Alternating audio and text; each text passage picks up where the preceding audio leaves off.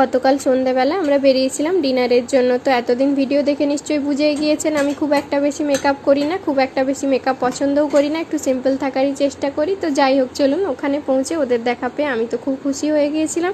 আমার মেয়ে প্রথম দিকে খুশি হলেও পরের দিকে কিন্তু বেশ কেঁদে ফেলেছিল। তারপরে আমরা বেশি দেরি না করে ডিনারের জন্য চলে যাই। এখানে অনেক রকমের ভ্যারাইটিস আইটেম সাজানো ছিল সিলেক্ট করার জন্য কোন আইটেমটা আপনি নেবেন সেই কারণে। তো আমরা একটা দম বিরিয়ানি অর্ডার করেছিলাম, ওটা হচ্ছে কম্বো প্যাক ছিল।